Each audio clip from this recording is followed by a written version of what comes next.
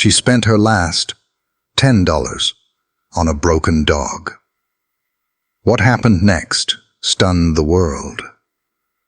The morning sun poured across the dusty fields, painting everything in shades of gold. In the middle of that endless farmland walked a girl no taller than the fence posts, swallowed by an oversized blue coat. In her small fist, she clutched a crumpled $10 bill, the only money she had left. Neighbors might have thought she was wandering aimlessly, just another child chasing curiosity. But destiny had other plans. Behind a rusted tractor, hidden in shadow, lay a German shepherd, ribs showing, ear torn, eyes heavy with sorrow. The farmer scoffed, calling him worthless. A mutt, not worth the feed, he said, already planning to put him down. But when the dog lifted his gaze, something passed between him and the girl. It wasn't fear. It wasn't anger. It was a silent plea for someone, anyone, to see him. What happened next turned laughter into disbelief. The girl walked forward, pressed her last $10 bill into the farmer's calloused hand, and whispered to the broken animal, "You're not worthless. You're mine now." No one knew it then, but that choice would not only save a dog's life, it would save hers too. The morning sun had just begun to lift itself over the horizon, spreading a soft sheet of gold across the fields. The dirt road shimmered faintly under that light, dust rising lazily with the occasional breath of wind. Stalks of dry grass trembled, whispering their secrets to no one in particular. It was the kind of dawn that made the world appear endless. Open skies above, fields stretching in every direction, and the hum of a countryside still waking from its slumber. Down that road walked a small figure, her steps uneven but steady. Her shoulders squared in the way children do when they are pretending to be braver than they really feel. Lila, just 7 years old, seemed swallowed by the oversized blue coat she wore. The sleeves hung past her wrists, frayed edges brushing against her small hands. The hem nearly touched her scuffed boots, every step sending a puff of dust into the air. In her right hand, crumpled and damp from her grip, she clutched the last thing she owned of value, a $10 bill. Its corners were torn, the ink faded from too many exchanges, but to her it was as heavy as gold. That $10 was supposed to stretch further than it ever could, maybe apples from the market, maybe bread for the table. Her mother had sighed the night before, pressing a tired hand to her forehead, whispering that things would get better soon. But even Lila could see how thin the cupboards had become, how the bills stacked like bricks on the kitchen table. The fields on either side seemed to dwarf her, an ocean of muted yellows and browns, broken only by the silhouette of an old barn leaning into the wind and the distant shape of a tractor rusting in place. She pulled her coat tighter around her shoulders, though the morning air wasn't so cold. It was more about comfort than warmth, like armor against a world too big and too indifferent. Her eyes, wide and curious, scanned the path ahead. She wasn't sure what she was looking for. Maybe fruit. Maybe some little adventure her mother would never approve of. But she walked on with the certainty of a child who believes that even the smallest journeys could lead to something worth remembering. The $10 bill crinkled in her hand each time her fist tightened. It wasn't just money. It was possibility. It was the idea that maybe she could change something, even if she wasn't sure what needed changing. The quiet of the morning wrapped around her. But it wasn't an empty quiet. It was filled with sounds that only the countryside carried. The call of a crow from a fence post, the faint creak of a weathered windmill, the soft sigh of dirt shifting under her boots. Each sound reminded her how small she was in this vastness. Each step reminded her how fragile her world could be. And yet, there was something unshakable in the way she carried herself. for all the weight pressing down on her. Poverty, loneliness, the ache of being too young to solve problems too big. She walked with the kind of courage that only children seem to possess. The courage born not from strength, but from hope.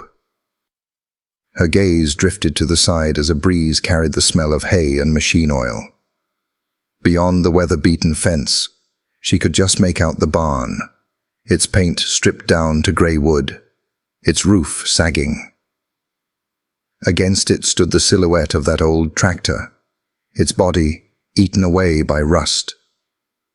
It looked like a monument to time itself, standing in silent defiance of the years. Something tugged at her then, a quiet pull, like the way a whisper can turn your head before you even realize you've heard it. She slowed, boots crunching softly on the gravel. The morning light hit her hair, turning its brown strands to copper, while shadows still clung to the edges of the barn. For a long moment, she stood still, clutching the $10 bill against her chest. Her eyes narrowed, scanning the ground near the tractor. At first it looked like nothing, just straw scattered by the wind. But then she saw it, a shape, too still, too heavy. Her breath caught, a small gasp that clouded the air in front of her lips. She blinked, not sure if she was imagining it. A body slumped near the wheel of the tractor. The figure was half hidden by a bale of straw, its outline blending with the shadows. Her heart skipped, a quick thump against her ribs. She took a step closer, then another. Dust lifted around her boots, and the world seemed to fall into a hush. Even the wind stilled, as if waiting. The fragile figure of a child in a blue coat, clutching a worthless bill, was about to meet something broken in a way she could not yet understand. And though she didn't know it, this was the moment her world would shift forever. Her fingers tightened around the $10 bill, her eyes wide and uncertain, fixed on the shadow by the tractor. And in that golden dawn, two lives, one fragile, one battered, were about to collide in silence. The shape by the tractor slowly came into focus as Lila edged closer. What at first looked like another heap of discarded straw revealed itself to be something alive, barely. The light caught on the dull sheen of fur, patchy and caked with dust. A German shepherd lay there, his body pressed against the rusted wheel, as if the machine's shadow might somehow shield him from the world. His ribs rose and fell in shallow rhythm, each breath looking like it might be his last. One ear stood crooked, torn at the edge as though ripped long ago. The other drooped heavily, matted with dried blood. His back leg stretched out awkwardly, stiff with pain, the limp of an old injury written into his bones. And his eyes, those eyes, were not wild or angry, but heavy with a sorrow so deep it seemed to sink into the soil beneath him. Lila froze, her little heart pounding. She had seen stray dogs before, but never one so still, so quiet. There was no bark to warn her away, no growl in his throat. Only that gaze, faint and unblinking, as though he had already given up.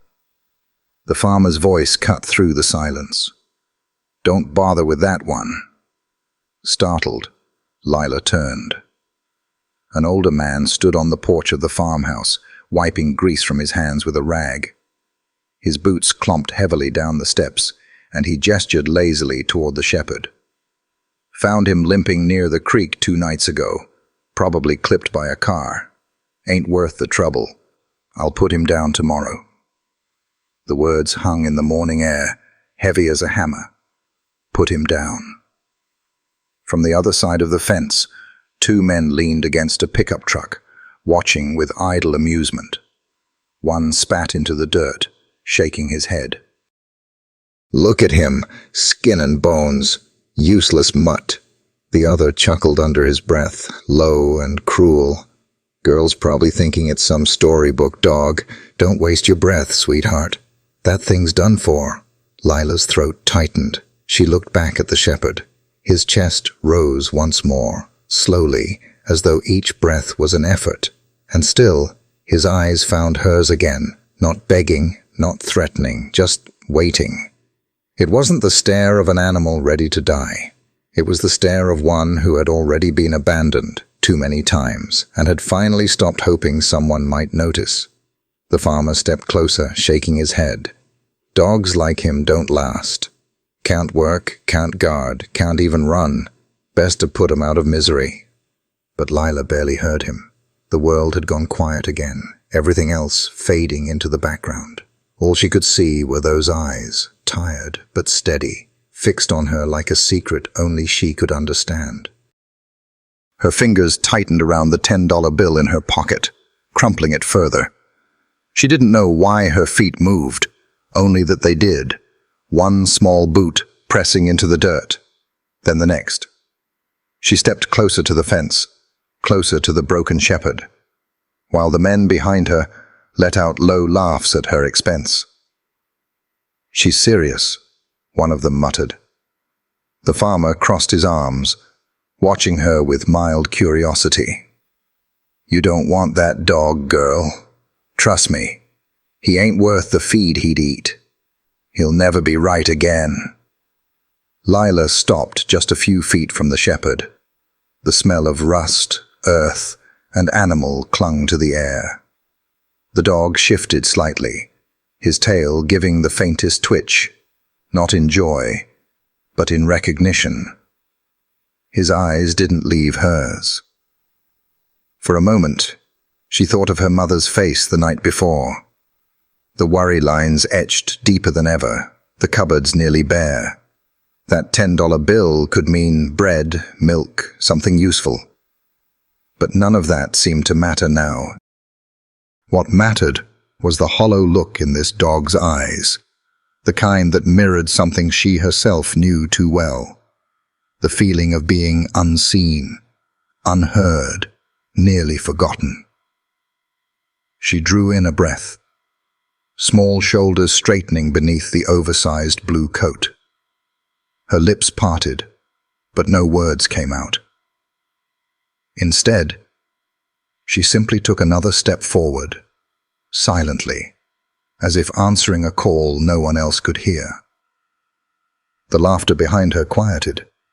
The farmer's frown deepened, and the shepherd, broken as he was, blinked once, slowly, as if in that simple act he acknowledged her choice. The air around the barn seemed to thicken, as though time itself had slowed. The men behind Lila still muttered and chuckled, but their voices were faint now, like echoes through a tunnel. The only sound she truly heard was the shallow, uneven breath of the German shepherd, each rise and fall of his chest sounding like a fragile thread that could snap at any moment. The farmer shifted his weight, pulling the rag tighter through his hands. His voice carried no cruelty, only a weary kind of dismissal. "You can't save every stray that limps across these fields, girl. Life doesn't work that way. This one's no good. He'll never pull his weight." But Lila's small hand tightened around the crumpled bill in her pocket, her nails digging into the soft paper. She didn't speak. Her gaze never left the shepherd. There was a stillness in her, strange for a child her age, as though she understood something the adults around her had forgotten. That worth wasn't measured by strength, or by usefulness, or by how much someone could give back. It was measured by the simple fact of being alive, and by the chance to be loved. The farmer sighed when she didn't move. "Tell you what," he said, jerking his thumb toward the shepherd. "If you want him that bad, I'll take a 10. That'll cover the scraps I fed him." "Cheaper than the bullet I was going to use." His words drew a fresh wave of laughter from the men near the pickup. One of them slapped the hood of the truck, shaking his head in disbelief. $10 for a pile of bones. That's the dumbest trade I've ever heard. The other grinned, showing a row of yellowed teeth. She's throwing money away. Poor kid doesn't know better. Lila heard them. She heard the farmer too. But she didn't flinch. Slowly, carefully, she pulled her fist from her coat pocket. The bill was wrinkled and soft from being clutched so long, one corner nearly torn off. To anyone else, it looked pitiful. To her, it was everything. Her throat tightened as she held it out. Her hand trembled, but she didn't pull it back. The farmer frowned at first, as if expecting her to falter, then shrugged. He wiped his hand once more on the rag before taking the bill between two calloused fingers. He looked at it, turned it over, and stuffed it into his pocket with the same indifference he might give to a bolt or nail. "There," he muttered. "He's yours." And just like that, the deal was done. The men behind her scoffed, shaking their heads. "You'll regret it, kid," one called. "That mud'll die on you before the week's out." Their laughter faded as they climbed into the truck, engine coughing to life before the vehicle rattled down the road. Silence settled again, broken only by the whisper of wind and the faint groan of the barn's wooden beams. Lila stood frozen for a moment, staring at the shepherd. The farmer had already turned back toward his porch, muttering something under his breath. He didn't look back. It was just her and the dog now. Her boots scuffed softly as she crossed the last few feet, kneeling slowly beside him. Up close, the smell of dirt and dried blood filled her nose, but she didn't recoil. She reached out one trembling hand, pausing just above his paw. The shepherd's eyes blinked once, slowly, like the heavy closing of a door that hadn't moved in years. Then, faintly, his chest rose in a deeper breath, his body shifting the slightest bit toward her. The tears she had been holding back pressed hot against her eyes, blurring the edges of the world. Her small fingers brushed against the rough fur of his paw, and she leaned closer, whispering words only meant for him. "You're not worthless," she breathed. Her voice was soft, almost shaky, but steady enough for him to hear. She swallowed, her lips trembling as she pressed her forehead lightly against his paw. "Not to me. You're mine now." The shepherd didn't move, not much. But something in his gaze changed. The emptiness in his eyes wasn't gone, not yet, but for the first time it flickered, like the faintest spark struggling against the wind. To the farmer, he was a burden. To the neighbors, he was a joke. But to a 7-year-old girl in a tattered blue coat, he was worth everything she had. And in that fragile moment, 2 broken lives, one starved of food, the other starved of certainty, chose each other. The old wagon leaned against the side of the barn, half buried in weeds, its wooden slats grey with age. One wheel wobbled when Lila tugged it free, squealing in protest, as though reminding her it had been left behind long ago. She set her jaw, small hands gripping the worn handle, and dragged it toward the shepherd. The metal rim scraped along the dirt until it settled with a groan beside him.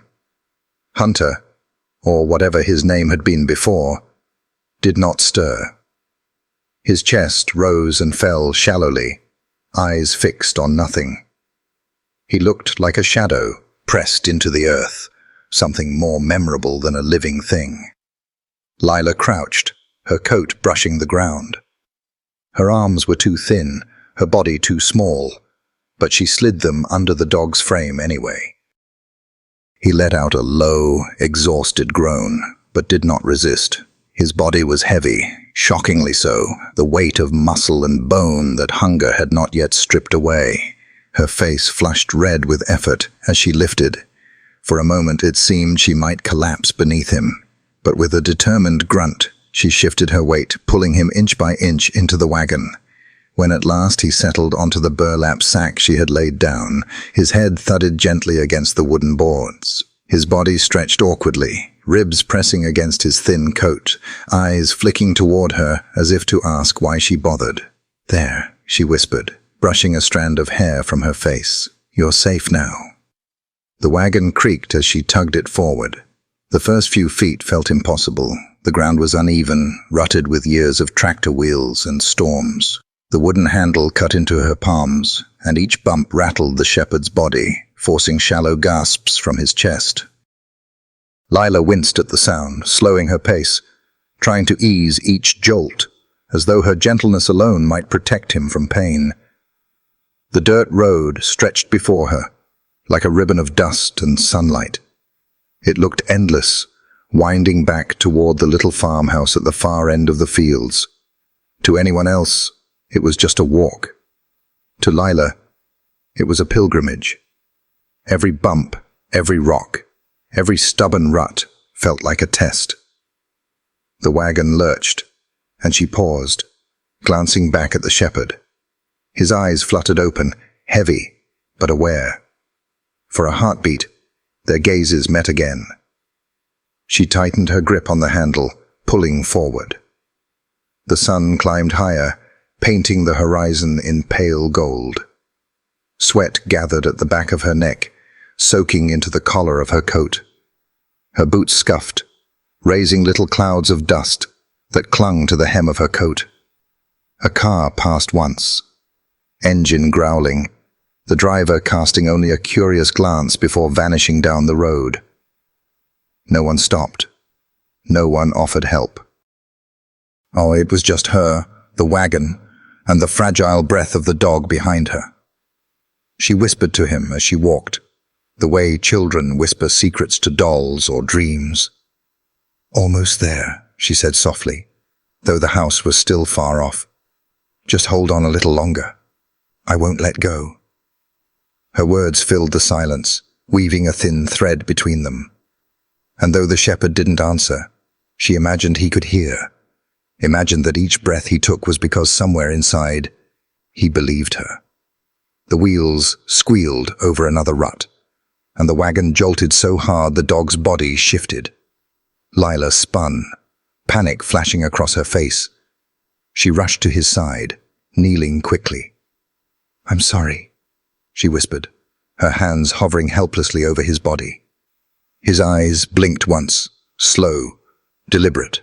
Not anger, not pain, just weariness. And trust. Barely, but it was there. Her chest tightened. She bit her lip and rose again, tugging with renewed strength. The farmhouse was closer now, the red roof peeking over the last rise of the hill. The sight of it filled her with something stronger than exhaustion. Step after step, the burden became lighter, not because the dog weighed less, but because hope carried some of the load. She imagined her mother at the window, surprise in her eyes, maybe even relief. She imagined the dog standing one day, no longer limp, walking beside her instead of lying broken in a wagon. The thought made her smile, even as her arms ached and her palms burned from the rough wood. The last stretch was the hardest. The road dipped into a shallow gully, the wheels of the wagon sinking into loose gravel. She leaned her entire weight against the handle, her face set with determination, far too old for her years. For a terrifying moment, the wagon refused to budge. The shepherd's chest rose unevenly, his breath catching. Lila's eyes filled with tears. "Please," she whispered. Not to the wagon, not to herself, but to him. "Don't give up." Something in her voice, fragile yet fierce, seemed to carry into the air. She pushed again, every muscle trembling, and slowly the wagon inched forward. When at last they crested the rise, the farmhouse stood waiting, small, weather-worn, but home. The front door opened, and her mother stepped onto the porch, hand shading her eyes against the light. Confusion washed across her face as she spotted her daughter pulling the wagon. "Lila?" her mother called. But Lila didn't answer. She only kept walking, eyes on the path, her breath ragged but steady. Behind her, the shepherd lifted his head ever so slightly. His ears twitched, and though his body sagged, his gaze remained on the small figure dragging him home. The wagon creaked, the wheels groaned, but forward they went. A child and her broken dog, carrying not just the weight of survival, but the fragile spark of something greater, something neither of them had dared to believe in until now. The wagon rattled to a stop just outside the weathered barn. The sun had climbed higher now, spilling warm light across the yard. But inside the barn, it was cool and shadowed. Dust motes floated in the shafts of light that pierced through cracks in the wood, dancing in the still air like tiny fireflies. Lila gripped the handle of the wagon for a long moment, breathing hard, her chest rising and falling with effort. Her arms ached, her palms burned, but she didn't let herself stop. She turned, crouching beside the shepherd, who lay slumped on the burlap sack. His eyes flickered open at the change in light, and for a heartbeat, they found hers again. "It's okay," she whispered softly, as though saying the words could make them true. "We're here now." The barn smelled of hay and old leather, of earth and the faint sweetness of grain. Against the far wall lay a stack of straw, golden and dry. It wasn't much, but to her, it looked like the perfect place to make him a bed. She hurried over, dragging handfuls of straw into a loose pile. The stalks crackled under her small hands, rough but familiar, filling the quiet with their rustling. She shaped it clumsily into a nest, then smoothed the top with her palms, patting it flat like her mother did with pillows. When she returned to the wagon, the shepherd hadn't moved. His breathing was shallow, his body still. For an instant, fear clawed at her chest. What if she was already too late? She reached out, brushing her fingers gently against his paw. A faint twitch answered her, enough to push the fear back. With all the strength her small frame could gather, she slid her arms under him again. He groaned, low and weary, but didn't resist. Her legs wobbled as she lifted, dragging his weight against her chest. His fur was coarse beneath her coat, his body heavy and limp. Inch by inch, she shuffled toward the straw bed, her breath catching with every step. When at last she lowered him onto the straw, he sank into it with a dull sigh, the stalks crunching under his weight. His head fell to the side, ears twitching faintly. He looked both broken and regal at once, a fallen soldier laid to rest in a golden cradle. Lila brushed the hair from her forehead with the back of her hand, cheeks flushed. She darted to the corner where a chipped enamel bowl sat, filling it with water from the pump just outside. The bowl trembled in her hands as she set it down beside him. "Here," she whispered. She dipped her fingers into the cool water and held them near his nose. For a moment, nothing happened. His eyes half closed, his breath slow. Then, slowly, his tongue flicked out, brushing her fingers with surprising gentleness. A second lick followed, then another. His head shifted, lips dipping into the bowl, and he drank in small, cautious sips. Lila smiled, relief breaking across her face like sunlight through clouds. "See? You're safe now." She reached for the basket she had brought, a small first aid kit, its tin edges worn. Her hands trembled as she opened it, pulling out a bottle of antiseptic and a strip of clean cloth. The sharp smell stung her nose as she dabbed the cloth into the liquid, wringing it out carefully. Her heart pounded. What if he snapped? What if the pain pushed him past his fragile patience? She looked at his torn ear, at the deep scratch along his leg, at the crusted scabs on his paw. They all looked angry, painful, the kind of wounds that made even strong men wince. She knelt close, her knees pressed into the straw. "I have to do this," she murmured, more to herself than to him. "Please, let me." With slow, deliberate care, she pressed the damp cloth against the wound on his leg. The shepherd flinched hard, his muscles tightening beneath her hand. Her breath caught. His eyes snapped open, sharp for a moment, a flash of warning deep inside them. Lila froze, her own eyes wide, waiting, every muscle in her small body tense with fear. The moment stretched, long and heavy. Then, slowly, the shepherd exhaled. His body eased, not fully, but enough. His eyes softened again, closing halfway. He hadn't bitten, hadn't growled. He had chosen to trust. Lila swallowed the lump in her throat and pressed the cloth again, gentler this time. She cleaned the wound in small strokes, whispering as she worked. "I know it hurts. Just a little longer. You're going to be okay." He shuddered once, then stilled, his breath deepening. The straw rustled softly beneath him. Lila moved on to the torn ear, dabbing carefully. Each sting made him twitch, but he never pulled away. By the time she tied the last strip of cloth around his leg, her hands were shaking, her cheeks wet with tears she hadn't realized had fallen. She sat back on her heels, staring at him. "Thank you," she whispered. The barn creaked as a breeze pushed through the cracks, carrying the smell of hay and earth. Outside, the world went on, birds calling, windmills groaning. But inside, a fragile peace settled between girl and dog. The shepherd shifted slightly, lowering his head onto the straw with a low sigh. His eyes fluttered open once more, and for a fleeting second, they locked with hers. No words passed, no movement beyond that gaze. But in that silence, a promise began to form, unspoken, but real. The barn had grown darker as the sun slipped lower behind the hills, leaving only thin threads of gold seeping through the cracks in the wood. Lila lit the old kerosene lamp that hung from a nail, its glass smudged with dust, its flame wavering but steady.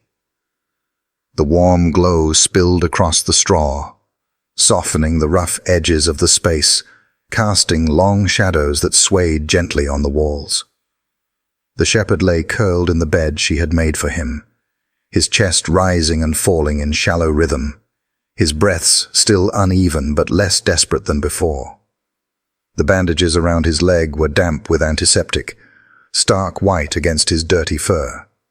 His head rested on the straw, eyes half open, watching her in silence.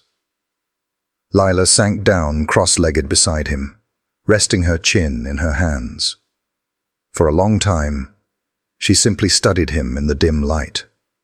She noticed the scars crisscrossing his body, the way his ears twitched at every creak of the barn, the way his eyes seemed to never fully rest. They weren't just wounded eyes. They were searching eyes, haunted, restless, always looking for something just beyond reach. "You can't stay nameless," she murmured softly. Her voice was small in the wide quiet of the barn, but it felt important, as though naming him might help anchor him to this new place, this new life. She tilted her head, studying him the way she would study the clouds, trying to find shapes hidden within them. A dozen names ran through her mind. Buddy, Max, Rex, but none of them fit. Those names felt like they belonged to someone else, someone he might have been before. This dog wasn't a blank slate, nor was he the ghost of his past. He was something in between, broken, searching, but not yet lost. Her fingers absently traced little circles in the straw as she thought. His eyes followed the motion, then lifted back to her face. It made her heart squeeze. The intensity of that gaze, the way it held her as though weighing who she was, what she meant. "You're always looking," she whispered, leaning closer. "Even when you're tired, even when it hurts. You don't stop." The word slipped out before she realized it. Hunter. It hung in the air, fragile but certain, as though the barn itself was listening. She repeated it, a little stronger this time. Hunter. The shepherd blinked slowly, his ears twitching.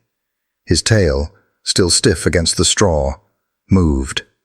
Just once, a faint flicker, uncertain and small, but real. Lila's eyes widened, her lips parting in a gasp. "You like it," she breathed, her voice trembling with joy. She clapped her hands together softly, the sound quick and bright in the quiet barn. "You do like it." The shepherd's tail flickered again, still faint but undeniable. His head shifted just slightly, pressing deeper into the straw, as though easing into the weight of the name she had given him. Lila leaned forward, her small hand brushing gently over his paw. "Hunter," she said again, slower this time, savoring it. "Because you're searching. Because you didn't give up. And now, you found me." The lamp hissed faintly, its flame bending as the wind pressed against the barn walls. The straw rustled under the shepherd's body, and for the first time since she had seen him by the tractor, his eyes softened, not just tired, not just sorrowful, something else, a flicker of acceptance. It wasn't much, it wasn't enough to erase the scars or the pain, but to Lila it was everything. She stayed there a long while, whispering his new name, her voice weaving a rhythm into the silence. Hunter, Hunter. Each repetition felt like a thread tying them closer, each syllable a promise she didn't yet have the words to make. When her mother's voice finally called from the farmhouse, sharp with worry, Lila glanced toward the door, but didn't rise right away. She stroked his paw gently, leaning closer. "I have to go," she whispered. "But I'll come back, I promise." Hunter blinked once, slow and deliberate, as though he understood, as though he believed her. She stood then, brushing the straw from her coat. The lamplight stretched her shadow long across the barn wall, and for a fleeting moment, two shadows moved in parallel. One small and fragile, one broken but stirring.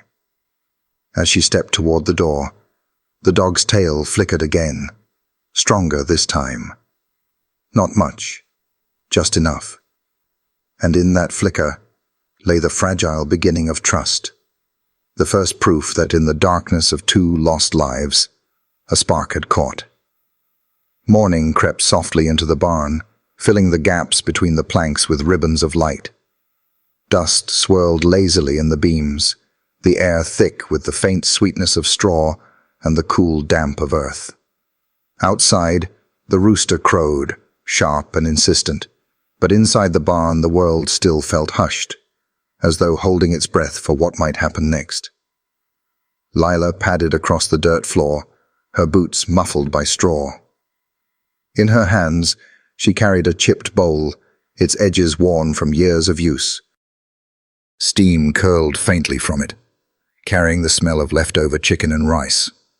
Last night's supper, reheated as best as her small hands could manage. It wasn't much, but it was warm, and it was all she had to give. Hunter lay where she had left him, his body curled in the bed of straw, bandaged legs stretched awkwardly. His eyes followed her as she approached, dark and unblinking, cautious but not unfriendly. She noticed how alert he still seemed, even in his exhaustion, the way his ears twitched at every sound, the faint tension in his muscles, as if he never fully rested. Lila knelt beside him, the bowl balanced carefully in her lap. She let the warmth of the food rise between them before speaking. "I brought you breakfast," she said softly, as though she were offering something sacred. The shepherd's nose twitched, the faintest flicker of life in his weary body. He shifted his head slightly, sniffing the air, but didn't move closer. His gaze returned to hers, searching, measuring, as though weighing whether or not to trust. Lila dipped her small hand into the bowl, scooping up a few pieces of chicken and grains of rice. The warmth seeped into her palm, and she extended it toward him slowly, her fingers trembling from both effort and nerves. "It's okay," she whispered. "It's just for you." For a long moment, nothing happened. Hunter's eyes flicked to her hand, then back to her face. His ears twitched, his body remained still. The silence stretched, heavy with suspense. Lila's heart beat so loudly in her chest she was sure he could hear it. Then, with a movement so small she almost didn't believe it, his head tilted forward. His nose brushed against her palm, cold and damp, sending a shiver up her arm. He hesitated, hovering on the edge of trust. Then, finally, his tongue flicked out, gentle and tentative, lifting the first morsel from her hand. Lila gasped softly, her lips parting in astonishment. She hadn't realized she was holding her breath until it escaped her all at once. "See?" she whispered, her smile breaking wide. "You can eat." Hunter chewed slowly, carefully, as though testing whether the food was real. When he swallowed, his eyes returned to hers, still watchful. Lila dipped her hand back into the bowl, gathering more. She held it out again, this time with a steadier grip. He leaned forward more quickly now, lips brushing her skin as he ate. Warm crumbs clung to his whiskers, rice scattering onto the straw. Lila's laughter burst out, clear, bright, and unrestrained. It rang through the barn like a bell, startling even the pigeons in the rafters. Hunter paused, ears flicking at the sound, his head tilted, studying her. For a heartbeat, the sorrow in his eyes softened, replaced by something almost curious. "You're funny," Lila giggled, brushing her hand across his whiskers, flicking away the crumbs. "You eat so messy." Her laughter rose again, unself-conscious. The kind of laughter that came from relief more than amusement. Relief that he was eating. Relief that he was still fighting to live. She fed him handful after handful, her small hand dipping into the bowl until it was nearly empty. With each bite, Hunter leaned closer, his trust growing in increments too small to measure, but too real to deny. By the time the last grain of rice had vanished, his head rested just inches from her lap, his breath warm against her coat. Lila set the empty bowl aside, her hand lingering in the thick fur along his jaw. "There," she whispered, her voice soft but certain. "See? You're not alone anymore." Hunter closed his eyes halfway, his chest rising in a slower, steadier rhythm. He didn't move away. He didn't resist her touch. He simply stayed, crumbs still clinging to his whiskers, as if this small girl had offered him more than just food, offered him a reason. The barn was silent again, but it was a different kind of silence now. Not heavy, not hopeless. It was the quiet that comes after a storm, when the first fragile rays of sunlight break through the clouds. Lila leaned closer, her forehead nearly touching his fur. "We'll get better together," she whispered. "You'll see." And though the dog said nothing, though he made no sound at all, the faint flick of his ear and the warmth of his breath told her what she needed to know. He had accepted her offering, and in doing so, he had accepted her. The barn had grown still again, the soft hum of morning fading into the heavier quiet of midday.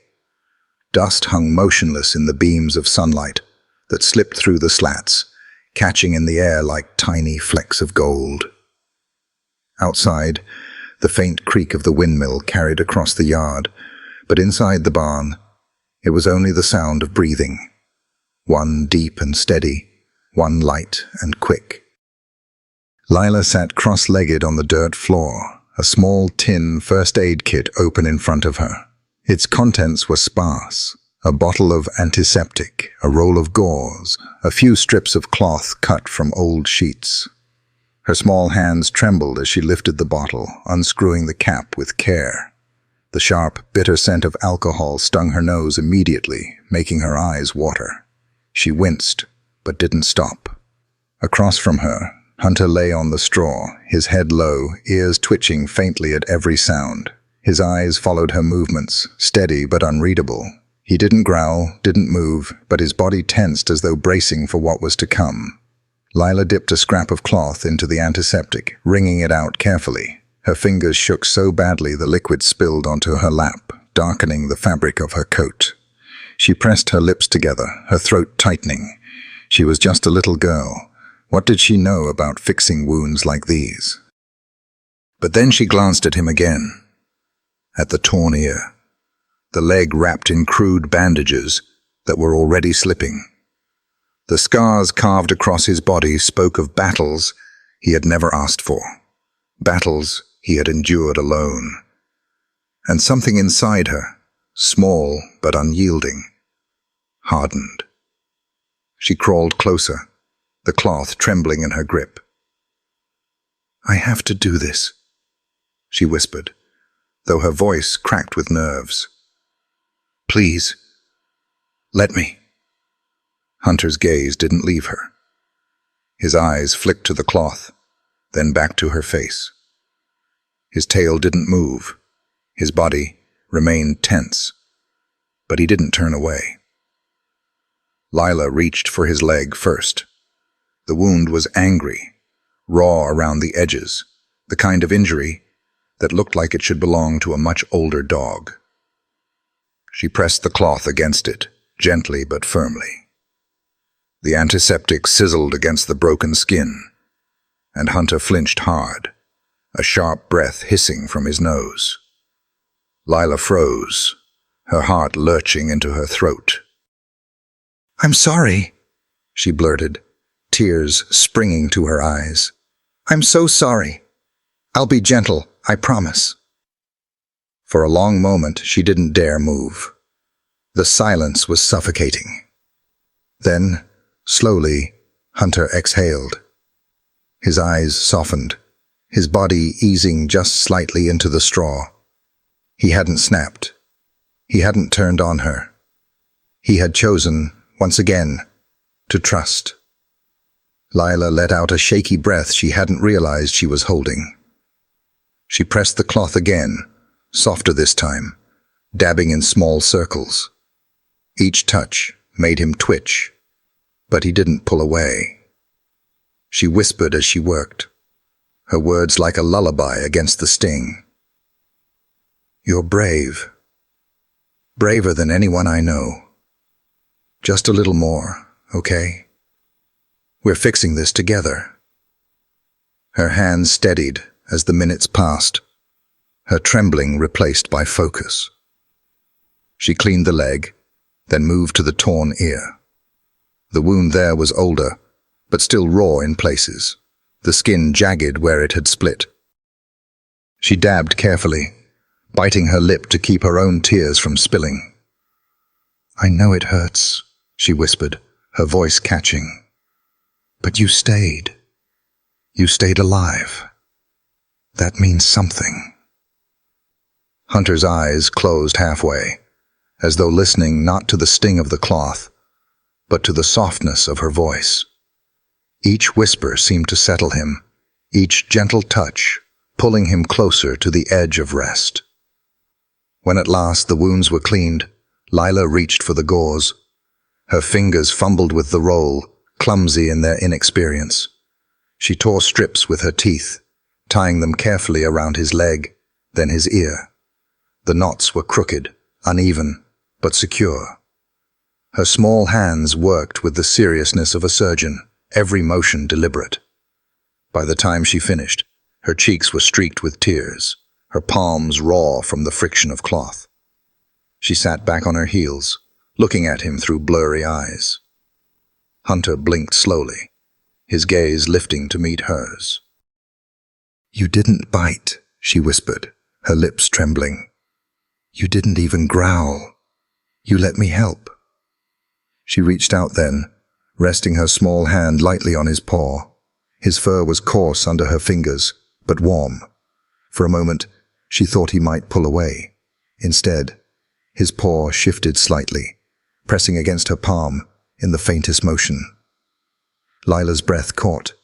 Her tears spilled freely now, but she didn't hide them. "We're the same, aren't we?" she said softly. Both hurt. Both were scared, but still here. Her voice lingered in the barn, quiet and fragile, but true. And in the stillness that followed, the wounded dog and the determined child sat together, bound by something deeper than words, the shared resilience of two broken souls who refused to give up. The barn settled into darkness as evening wrapped its arms around the fields. The last light of the sun slipped away, leaving only a faint blue glow pressed against the cracks in the wood. Inside, the air was cool, carrying the smell of hay, old leather, and earth. Somewhere in the rafters, a pigeon shifted with a soft flutter, and the steady creak of the windmill outside moaned against the night air. Lila curled on the straw beside Hunter, her knees tucked to her chest, her oversized coat wrapped tightly around her. She had dragged an old quilt from the farmhouse, faded with time, patched in places with mismatched fabric. It smelled faintly of soap and smoke, of her mother's hands, and she spread it gently over both herself and the dog. The straw rustled softly beneath their weight. Hunter lay stretched out, his bandaged leg resting stiffly, his chest rising and falling in slow, shallow breaths. His ears twitched at every sound, the moan of the wind, the scurry of a mouse, the distant bark of another dog across the fields. His eyes, though half closed, flicked open again and again, restless, as if part of him still lived in a place where sleep was dangerous. Lila watched him in the lamplight. The small flame flickered inside the glass, casting a warm circle of gold that held back the shadows. She studied the lines of his body, the sharp edges of his ribs, the scars cutting across his fur, the faint tremor in his paws when he dreamed. Her little hand rested gently against his paw, small fingers brushing the coarse fur as though to remind him he wasn't alone. "It's just the wind," she whispered whenever he stirred. "Nothing's coming for us here." Her words were soft, barely louder than the sigh of straw, but she spoke them with conviction. She believed them enough for both of them. Hunter shifted slightly, exhaling a deep breath that rumbled low in his chest. His head lowered onto the straw, his eyes fluttering open one last time to meet hers. They lingered there, dark and searching, as though trying to decide if he could surrender to the night. Lila leaned closer, her forehead almost touching his. "You can rest," she whispered. "I'll stay." Something in her voice seemed to reach him, cutting through the weight of his weariness. His eyes blinked slowly, the lids heavy, and then, finally, they closed. Not the half-sleep of vigilance, not the fleeting rest of exhaustion, but a true closing. A choice. Lila's breath caught. She felt his body ease beside her, the tension melting from his muscles as if some invisible burden had lifted. For the first time since she had seen him by the tractor, he looked almost whole, not healed, not yet, but safe enough to dream. She lay back on the straw, pulling the quilt tighter around them both.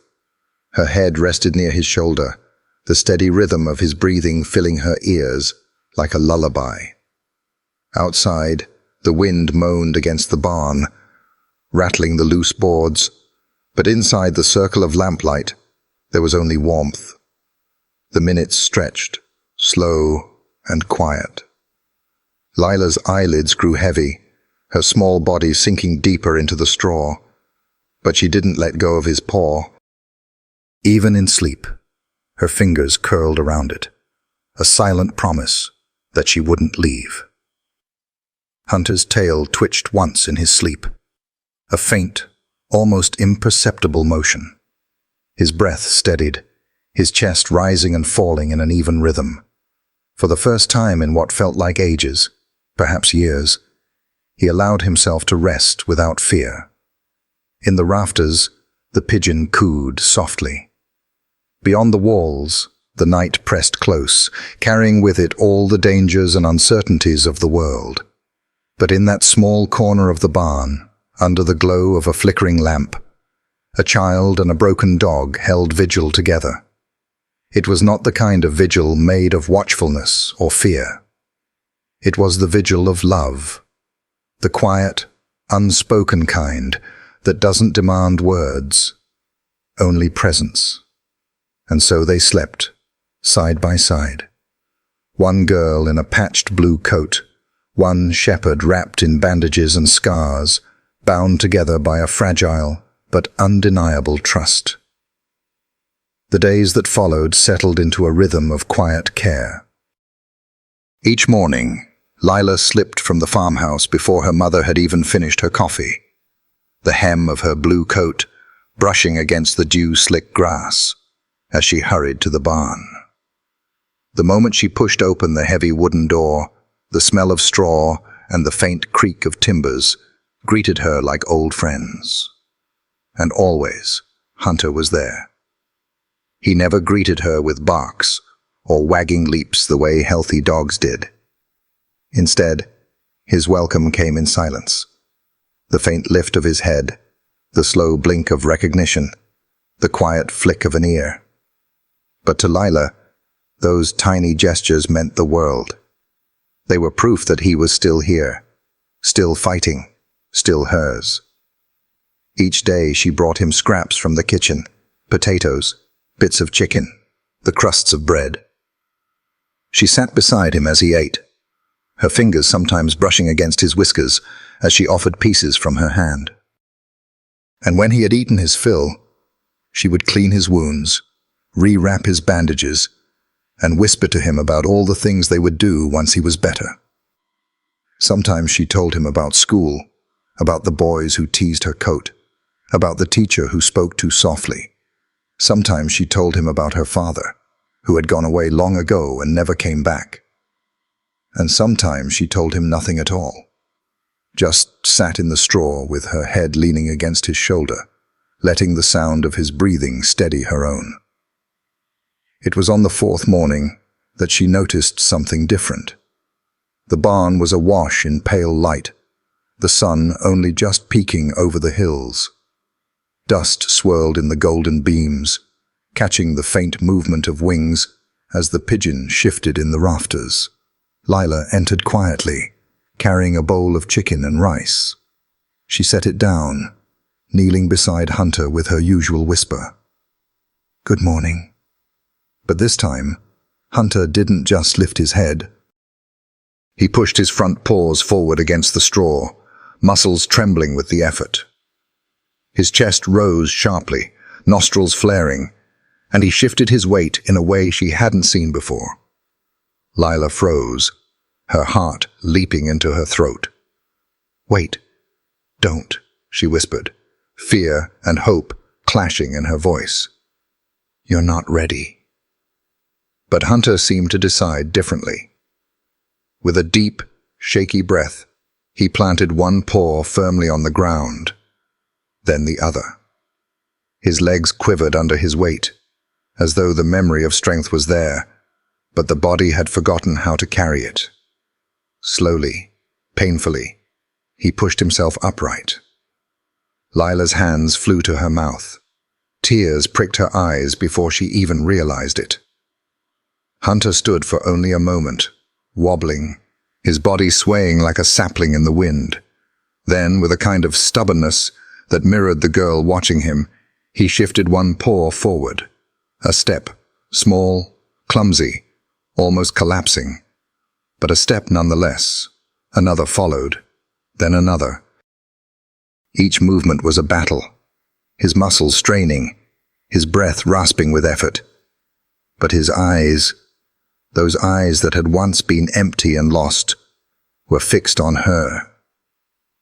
Step by step, he crossed the space between them, as though drawn not by food or instinct, but by something far deeper. When at last he reached her, his body sagged, his head lowered until his muzzle pressed against her chest, the weight of him almost knocking her back. Lila's tears spilled freely then, streaking down her cheeks as her arms wrapped around his neck. She buried her face in his fur, her small body trembling with sobs that were half joy, half relief. "You did it," she cried softly, her voice muffled against him. "You really did it." Hunter's chest rumbled with a low sound, not quite a growl, not quite a sigh. His tail flicked once against the straw, weak but certain. Lila pulled back just enough to look at him, her hands framing his scarred face. His eyes, dark and deep, met hers with a clarity she hadn't seen before. For the first time, he looked less like a ghost of something lost, and more like a being reclaiming himself, piece by fragile piece. She pressed her forehead against his, her tears dampening his fur. "I'm so proud of you," she whispered. "You're not broken. You're strong. You're mine." The barn seemed to hold its breath around them. Outside, the windmill groaned, the field stirred, but inside that circle of straw and lamplight, a sacred silence stretched. Hunter leaned against her, his weight heavy, his body trembling from the effort of standing. But he didn't fall, not while she held him. And in that moment, it wasn't just a dog taking his first steps back into life. It was a promise that he would fight, that she would stand with him, and that together they would walk into whatever waited beyond the barn's wooden walls. The kitchen smelled faintly of coffee and bread gone stale, the air heavy with the weight of long days and unpaid bills. The morning sun poured through the lace curtains, laying patterns across the worn wooden table where envelopes sat in a small, accusing stack. Lila's mother, Clara, stood by the sink, her hands submerged in soapy water, scrubbing at dishes that never seemed to stay clean.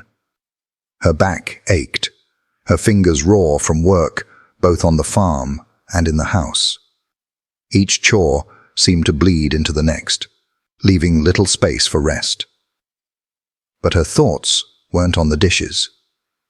They lingered on her daughter, the way Lila had been disappearing into the barn each morning before breakfast, coming back smelling of straw and dirt, her cheeks flushed with secrets. Clara sighed, drying her hands on a threadbare towel. She moved toward the window, lifting the curtain just enough to peer into the yard. The view stretched wide, the sagging barn leaning against the horizon, the fields beyond whispering in the breeze. And there, framed in the glow of sunlight, was her daughter. Lila knelt in the grass just outside the barn, her patched blue coat draped around her small frame, her arms wrapped around the neck of the German shepherd. The sight made Clara pause, her breath catching in her throat. The dog was standing, barely, shakily, his legs stiff, bandages stark against his fur. His head pressed into Lila's chest, as if leaning on her for more than balance. And Lila was crying, her face buried in his neck, her small shoulders trembling with joy. Clara's heart softened, almost against her will. She had seen that dog when Lila dragged him home in the wagon, half dead, a heap of bones and wounds. Her first instinct had been anger, even fear. Another mouth to feed, another burden when they already had too many. She had wanted to tell her daughter no, to send the creature away. But now, watching them together, she couldn't speak the word burden. Not when she saw the way Lila's hands clung to him, Not when she saw the way his body leaned into hers, as though she were his anchor in a storm. Through the window, the world seemed to quiet. Clara noticed details she hadn't before, the way the shepherd's tail gave the faintest twitch, the way his eyes, once dull and lifeless, followed her daughter with fragile devotion. He was no longer just a stray. He was choosing her, and in return, her daughter was choosing him. Clara pressed a hand to the glass, her chest tightening.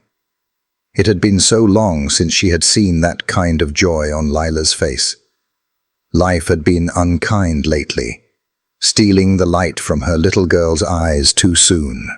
Yet here, in the embrace of a broken dog, that light was shining again. She remembered her husband's voice, low and steady, years ago. A child doesn't need much, Clara. Just something to believe in. Something to love. She had brushed off those words at the time, thinking love wouldn't pay bills, wouldn't put food on the table. But now, staring through the glass, she felt their truth in a way she hadn't before.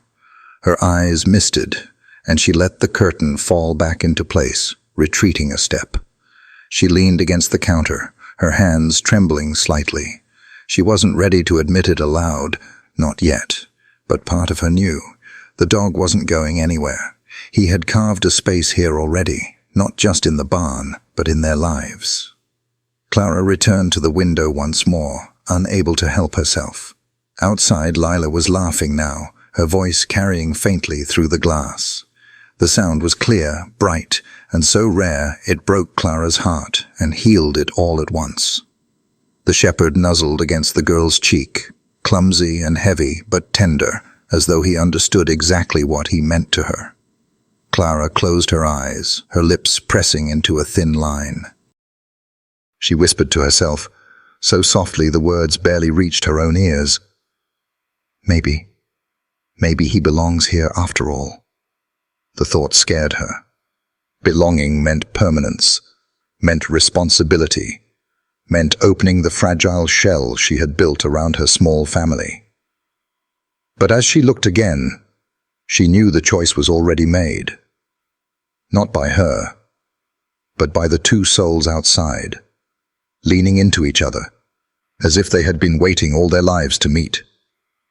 In that moment, Clara understood something that bills and burdens could not erase. Family was not always chosen by logic or convenience. Sometimes it was chosen in silence, in scars, in trust born of pain. And on that morning, watching her daughter and the broken shepherd framed in sunlight, Clara realized her family had just grown by one. The morning after Hunter's first steps, the farmhouse seemed to breathe differently. The light spilled across the porch in soft strokes, warming the peeling paint, touching the old rocking chair that groaned in the wind. Lila bounded out the front door with her usual energy, her patched blue coat flaring behind her. She carried a slice of bread in one hand, a book pressed under her arm. Behind her, the barn door creaked open. Slow at first, then steadier, Hunter emerged. His steps were uneven, his bandaged leg stiff, but he walked nonetheless. The screen door slapped shut as Lila skipped down the steps. And there he was, limping, determined, his eyes locked on her small frame. She turned at the sound of his paws against the dirt. The sight stopped her mid-step. "Hunter!" she called, her face breaking into a smile brighter than the sun behind her. She crouched low, arms open wide, waiting as he hobbled forward. When he reached her, his head dipped, pressing against her chest as if to remind himself she was real. She wrapped her arms around his neck, her bread forgotten in the grass. "You came with me," she whispered. "You're really part of us now." From the road, a pair of neighbors passed by, a man and his wife on their way to town. They slowed at the sight of the shepherd, whispering low, but not low enough. "Isn't that the mutt old Harris was going to put down?" the man said, shaking his head. "Poor thing looks half dead already." "Can't imagine what that girl's mother was thinking, letting her drag that creature home," his wife replied. "Another mouth to feed, and for what? Useless." Their voices carried across the yard, each word sharp enough to cut. Lila stiffened, her small hands clutching tighter at Hunter's fur. Her eyes darted toward the road, anger welling hot in her chest. Hunter, though, remained still.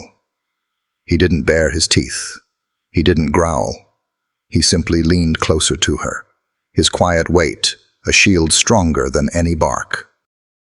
His dark eyes watched the neighbors without flinching, calm and steady, as if refusing to acknowledge their judgment.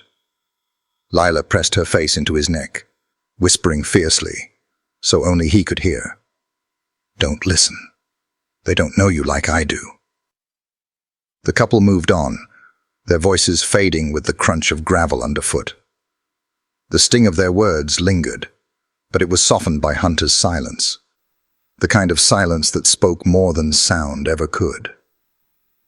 Later that day, when Clara called Lila in for chores, Hunter followed again.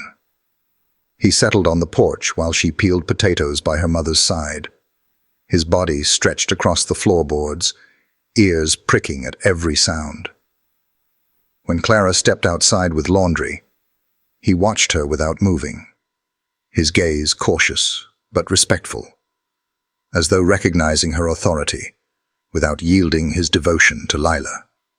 By evening, he was there when Lila sat on the steps with her book, his head resting on her lap as she read aloud in a halting voice. Her words stumbled, letters sometimes mispronounced, but his steady presence seemed to ease her nerves. She giggled when he snorted at the sound of her voice, scratching his ears until his tail flicked once across the boards. And when night fell, he remained curled at the foot of the porch, his body a silent sentinel against the darkness. It wasn't dramatic, the way he claimed his place. There was no grand announcement, no show of defiance against the whispers.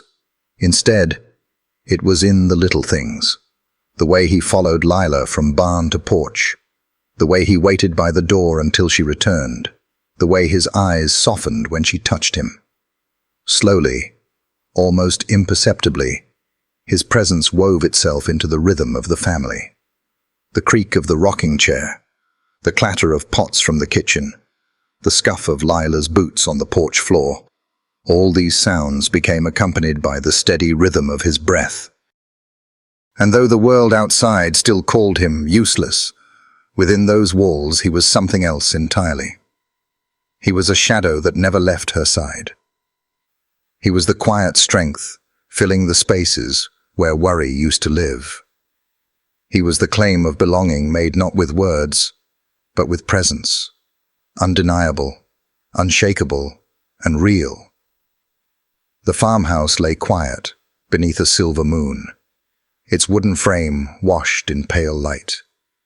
Crickets hummed across the fields, but inside, all was still.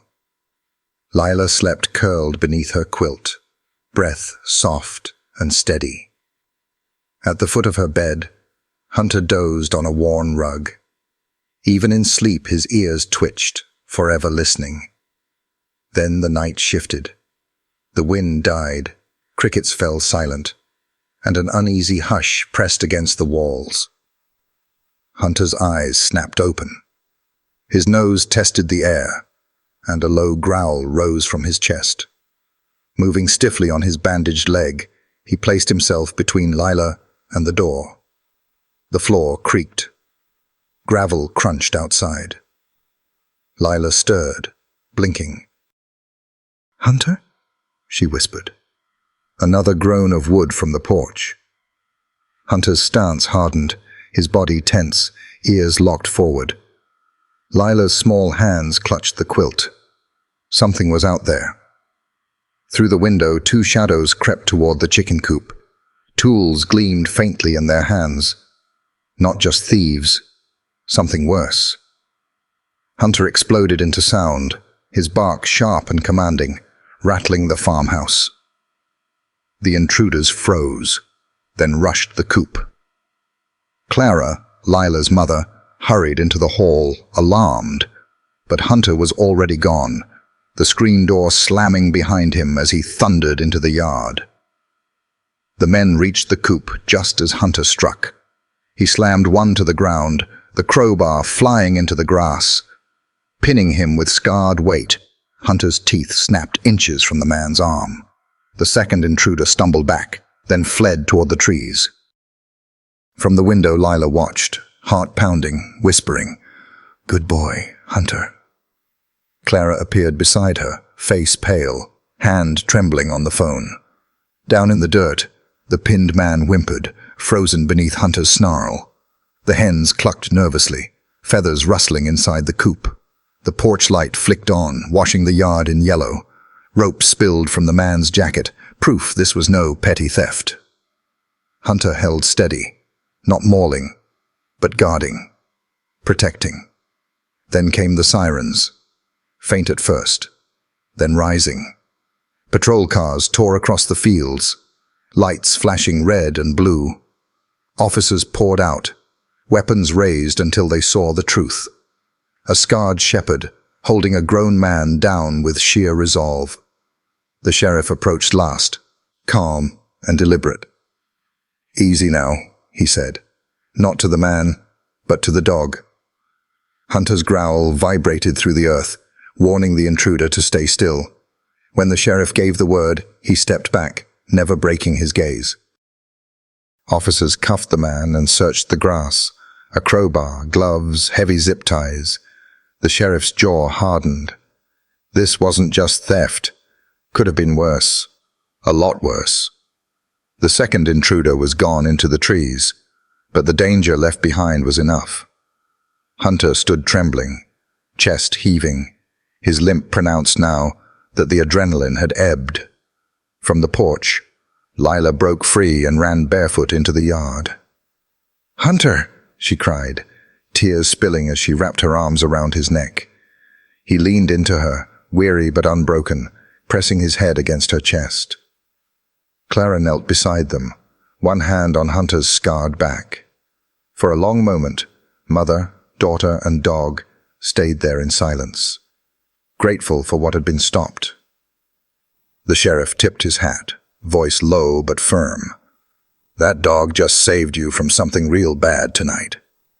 His words carried through the night, heavy with truth. Hunter sagged against Lila, tail flicking once in tired triumph. His scars and limp were still there, but they no longer defined him. What defined him was the way he had stood between danger and the child who believed in him.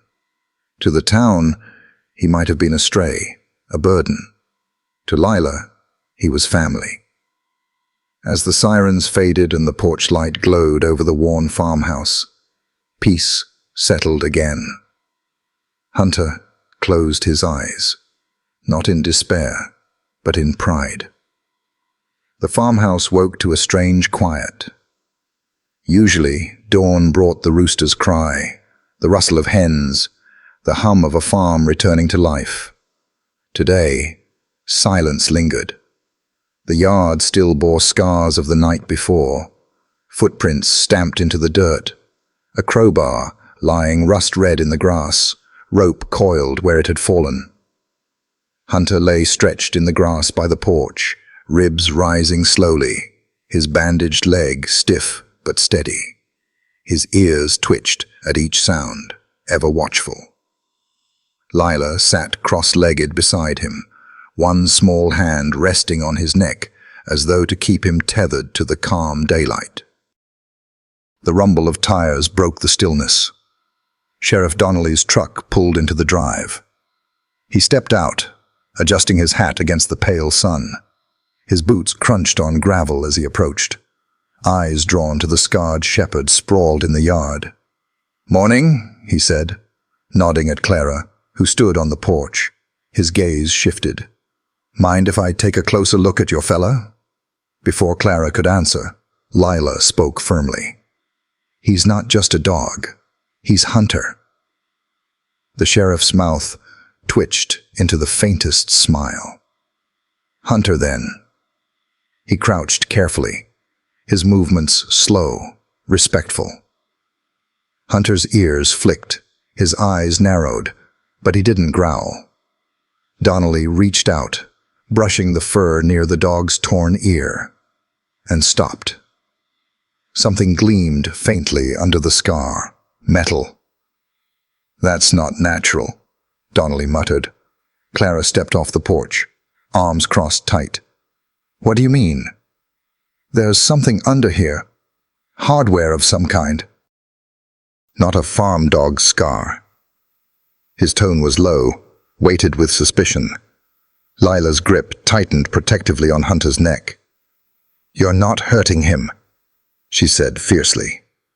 The sheriff raised a calming hand. "Easy. I'm not. But this dog's carrying more than scars." Hunter met Donnelly's gaze, steady and unblinking, as though he understood. After a long silence, the sheriff stood, dusting off his knees. "I'll bring a scanner tomorrow," he said. "Whatever's in there. It might tell us who he really is." Lila wrapped her arms tight around Hunter. "He belongs here. He's mine." Donnelly tipped his hat, his voice gentler now. "Maybe so.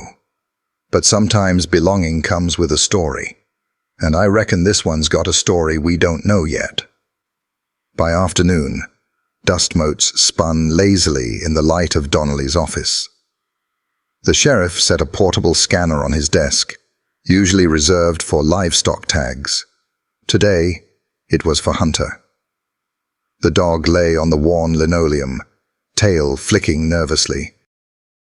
Lila knelt at his side, her small hand pressed to his rib cage. "You're safe," she whispered. "I'm right here." The scanner hummed. Donnelly leaned close, passing the probe over the scar. A faint whine slipped from Hunter's throat, but he held steady under Lila's touch. Then the machine beeped. Once, twice, then steadily. A string of numbers filled the screen, and then a name. REX. Donnelly's eyes widened. "Rex," he murmured. "Military K9, Unit Bravo 17, Afghanistan, commendations, lost in action." His voice carried awe, disbelief, and a flicker of anger. Lila's breath caught. She stared at her dog, her Hunter, as though seeing him anew. "Lost in action?" she whispered. "But he's here." Hunter's eyes met hers. Dark, unflinching. They seemed to acknowledge what words could not. The past was real, but so was this moment. The sheriff exhaled, rubbing a hand across his stubbled jaw. "By rights, he doesn't even belong here. Dogs like him, when they're declared unfit, they're discarded, forgotten." His eyes softened. But he survived, against all odds. Hunter rose slowly, his stance precise despite the limp. It was not the stance of a stray. It was military, trained, unbroken. Lila stroked the scar at his shoulder, her voice trembling. "All this time, you were a hero?" Donnelly gave a grave nod. "He's been through hell, and he's still standing." But then he hesitated, glancing at the girl. "You understand, Lila. There'll be people who'll want to claim him back. Paperwork. Protocol. His real name. It matters to them." Her small chin lifted. "His name is Hunter, and he belongs with me." The words fell into the office like a vow. The sheriff studied her, seeing a conviction fiercer than many grown men carried. Hunter leaned his head against her shoulder, sealing her declaration with his weight. The sheriff exhaled slowly. Seems the dog's already chosen. For a long moment, the office was silent, but for the hum of the scanner and the soft rhythm of Hunter's breathing. Dust swirled in the golden shafts of afternoon sun. Donnelly leaned back in his chair, studying them both. I've seen men fail their honor. I've seen good dogs thrown away. But rarely do I see a child see value no one else does, and fight for it. Lila pressed her cheek into Hunter's fur. I promised I'd never leave him, she whispered. And I keep my promises. Hunter's tail thumped once, quiet but certain. The sheriff rose, tipping his hat. Well, looks like Hunter's staying put, and that's just as it should be.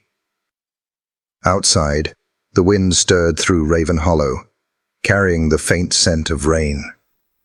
Hunter's ears flicked at the sound, but his body remained calm, pressed close to Lila. For the first time in years, his eyes were not haunted, not wary. They were alive, present and proud. Lila looked down at him, tears shining but not sad. You belong here, she whispered, voice steady now. With me, with us. Hunter sighed, a low, contented sound, and leaned deeper into her embrace. Sheriff Donnelly paused at the door, his voice soft but resolute. Keep him close, Lila. He'll keep you safe, too. The child nodded firmly, one hand gripping Hunter's paw, as though anchoring them both to this new truth. Hunter had been Rex, soldier, abandoned, written off. But now, he was Hunter. He was family. And in the golden light of the sheriff's office, scar and secret revealed, he was finally whole. By mid-morning, Raven Hollow's dirt roads buzzed with curiosity. The story had spread like wildfire. The $10 dog who saved a family. Newspapers splashed Hunter's image, scarred yet steadfast, beside photos of Lila with her arms wrapped around him. The Rowan farm, once a quiet refuge, had become a stage. Neighbors trickled in first. Mr. Carmichael the baker, hat in hand, children whispering in awe. By noon, reporters had arrived, cameras flashing, voices crowding the yard. From the shade by the barn, Hunter watched silently, tense but unflinching. His scars glinted in the sun, his stance protective. Lila knelt beside him, fingers in his fur. It's okay, she whispered, though she felt the tremor of his muscles beneath her touch. The sheriff's patrol truck pulled in, his steady presence calming the scene. He studied the dog, muscles taut, ears flicking at every sound, and knew this was no ordinary animal. A reporter leaned in, notebook ready. How did it all happen? Lila told the story simply. The night in the barn, the meals, the slow trust, the moment Hunter had lunged at the intruder. Her words painted resilience and love. Hunter pressed close to her side, nuzzling her hand as though punctuating every detail. Neighbors who had once mocked the useless dog now watched with quiet respect. Children at the fence waved shyly. Hunter's tail flicked once in acknowledgement. By the next morning, curiosity had shifted into something sharper. Strangers arrived not with cameras, but with envelopes. The first man stepped forward, voice smooth, eyes hungry. $5,000. He could do great things for someone willing to invest. Lila's hand pressed firmly to Hunter's back. He's not for sale. He's family. The man scoffed, retreating with a warning. One day, you might change your mind. Later, a woman approached more gently. I run a kennel. I could give him the care he deserves. She offered an envelope too, smaller but still heavy with promise. Lila shook her head. He already has what he deserves. A home. Hunter pressed his nose into her palm, silent but sure. Whispers rippled through the crowd. 10,000. That's a lot for a dog. He's a hero. Some voices dripped with envy, others with admiration. But as the offers grew louder, so did Hunter's quiet defiance. He stood close to Lila, posture calm but commanding, forcing would-be buyers to step back. His presence alone was a warning. This girl was his, and no amount of money could break that bond. Clara watched from the porch, pride welling behind her cautious eyes. She saw what the strangers did not, that her daughter and this scarred shepherd had already chosen each other long before the headlines came. By sunset, the crowd dispersed, envelopes unopened, promises refused. The yard bore new footprints, but the heart of the farm remained untouched. Hunter settled on the porch beside Lila, his head resting against her shoulder. She stroked his ears, tears glimmering, but her voice was steady. We made it. The sheriff lingered long enough to tip his hat. You did well, girl, and him. Better than most men I've seen. The lantern light bathed the porch in gold as crickets resumed their song. Fame, money, and offers had all melted away, leaving only the truth that mattered. A girl and her dog, unbought, unbroken. Lila leaned against him, whispering softly into the night. No one can take this from us, Hunter. No one. His tail flicked once in quiet agreement. For the first time in years, he closed his eyes fully, not as a soldier, not as a stray, but as family. The barn was quiet, wrapped in the heavy stillness of a pre-dawn morning. The sweet, earthy smell of hay contrasted with the smoke and metal that haunted Hunter's dreams. His paws twitched, claws scratching straw, and low whimpers slipped from his throat. Shadows moved behind his eyes, fragments of a battlefield that never truly let him go. Beside him, Lila stirred under the blanket they had shared.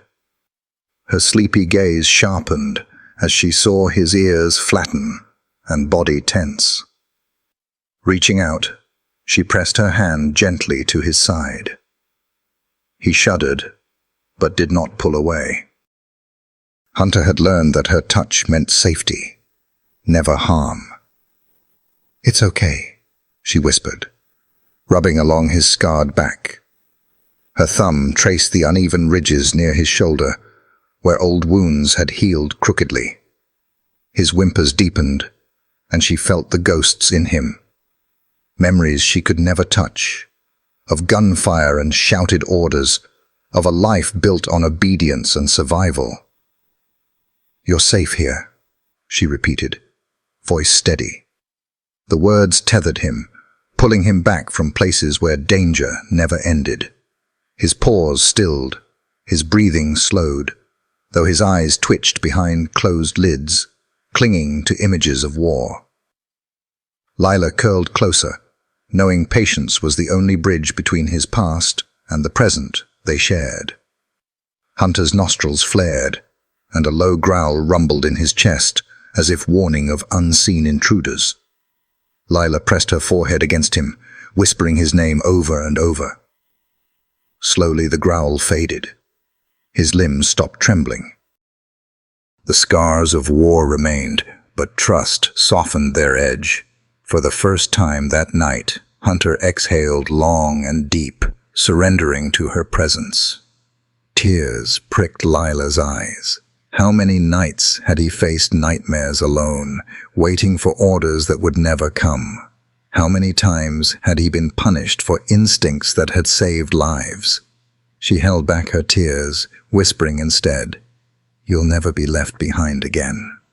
Hunter's tail gave the faintest wag, and she smiled through the ache in her chest. The barn door creaked with the morning wind. Once, such a sound would have sent him leaping to his feet. Tonight, he only lifted his head, ears twitching, then settled again at her side. "It's morning soon," she whispered. "The sun will come. You're home." The promise settled over them like a benediction, and Hunter's breathing evened out, carrying not just shadows of gunfire, but the warmth of belonging. When dawn finally broke, light spilled across the farm, painting fences and hay bales in gold. Lila sat on the porch, brushing dust from her knees, when the crunch of gravel drew her gaze to the lane. Sheriff Doyle approached, his measured steps and steady eyes carrying the weight of both concern and revelation. He tipped his hat politely before speaking to Mrs. Callahan, who had come from the kitchen, apron dusted with flour. His tone was grave, respectful. "Ma'am, I need to tell you something about Hunter, about who he really is." Mrs. Callahan's brows knit, protective skepticism in her eyes. "Isn't he just a dog?" "Not just any dog," the sheriff said, gesturing toward the barn where Hunter lay in the morning light. "He's a decorated military K-9. Explosives detection, ambush recovery, missions most men wouldn't survive. This dog, he's lived through war, Mrs." Callahan froze, her gaze flicking between the sheriff's solemn face and the silhouette of the animal her daughter adored. "Military? Explosives?" The words landed heavy, foreign. Doyle drew folded papers from his coat and placed them on the porch rail. The sun glinted on official stamps and typed reports, mission logs, commendations, medical notes. "Afghanistan," he explained. "He detected bombs before they killed soldiers. He survived ambushes. He carried responsibilities no dog should ever bear. He was retired as unfit, too scared, too shaken. But he survived. And now, somehow, he's here." Mrs. Callahan's fingers trembled as she touched the documents. Lines of clinical detail described bravery, injury, and endurance. She struggled to reconcile the quiet guardian in her barn with the hardened soldier on the page. "You're telling me he's been through war?" Her voice cracked between disbelief and awe. "Yes, ma'am," the sheriff said softly. "And war leaves marks." PTSD isn't just human. He carries the memories every day. Lila's wide eyes glistened. "Mom, he's always been brave. For me, too. Maybe he needs us to know, so we can help him." Her small hand squeezed her mother's, as if bridging the gap between innocence and understanding. The sheriff nodded. "That's why I came. You need to know who you've welcomed into your home. He's more than a dog. He's a survivor. And with you, maybe he can finally find peace." Mrs. Callahan's guarded stance softened. She looked toward the barn, where Hunter's dark eyes watched them steadily, ears flicking at the sound of voices. The scars on his body glimmered faintly in the morning light, silent testaments to battles endured. She exhaled, her voice quiet. "All this time, and he chose us." Lila whispered fiercely. "He came here for a reason." The sheriff gave a single nod. "That bond, it matters. He's already shown what he can do. Now he needs care, not commands, Mrs." Callahan's eyes lingered on Hunter. For the first time, she saw not just her daughter's companion, but a soldier carrying invisible wounds. "He's home," she murmured, almost to herself. "He's home." Hunter rose from the straw and padded forward, powerful frame moving with quiet dignity. He paused before Mrs. Callahan, tail sweeping once. With a tentative whine, he nudged her hand. Slowly, she reached out, letting her fingers rest against his scarred head. His dark eyes met hers, and in that instant, acceptance passed between them. "Looks like he knows," the sheriff said with a faint smile. "He's found where he belongs." The day wore on, and the farm settled into its usual rhythms. Yet the knowledge of Hunter's past lingered, reshaping every glance, every touch. He was no longer just a stray who had wandered into their lives. He was a warrior seeking sanctuary, and they were the ones chosen to give it. That evening, Lila returned to the barn. The amber light of sunset painted Hunter's scars in soft relief. She knelt beside him, pressing her forehead to his, her hands tracing the map of his survival. "Whatever happened, whatever you've seen," she whispered, "you'll never be left behind again." Hunter leaned into her touch, his chest rising against her small frame. He did not understand her words, but he understood intent. The weight in his chest eased, and a gentle whine escaped him, softer than any bark, more intimate than any command. It was a sound of trust. "I'll keep you safe," Lila promised, voice breaking but steady. "No one will take you from me. No one will hurt you. You're mine, and I'm yours." The barn grew still, the only sounds the rustle of straw and the sigh of wind through the slats. Hunter rested his muzzle on her shoulder, eyes closing, muscles relaxing fully for the first time in weeks. The battlefield was behind him. Before him stretched a new life, defined not by orders or explosions, but by belonging. "You're home," she whispered. "Always." Hunter's ears flicked at the word, his tail giving the faintest wag. He let out a long breath, surrendering at last to the safety she offered. Outside, clouds drifted across the sky, casting shifting patterns of light into the barn. Lila's hands stayed steady on his shoulders, her whispered reassurances weaving a quiet tapestry of healing. And as the final rays of sun slipped away, Hunter knew. He was no longer Rex, the discarded soldier. He was Hunter, beloved, understood, and finally at peace. The moon stood high, pouring silver light across the rolling fields around the Callahan farm. Corn swayed in the night breeze, whispering softly, yet the air felt charged, tense, as though danger hid in the shadows. Hunter stirred, his ears pricked, nostrils flaring, muscles coiling beneath his scarred coat. Something was out there. The faint, deliberate scent of human sweat lingered on the wind. A figure was watching from the far edge of the fields. He rose soundlessly and padded to the barn door, every step silent. Behind him, Lila slept on, wrapped in innocence. Hunter glanced back once, then slipped outside into the cool earth and starlight. The intruder had returned. Weeks earlier, Hunter had caught him near the chicken coop, a scuffle that had ended with the man fleeing into the night. Now he was back, moving with the same malicious patience. From the shadows of the corn, the man watched. Hood drawn, eyes glinting, he carried himself like someone who refused to accept defeat. But he had not accounted for the sentinel who waited.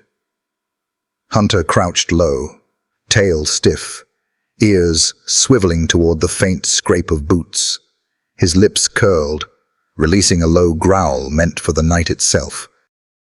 The metallic glint of his scars caught the moonlight, a reminder of what he had endured and what he was ready to endure again.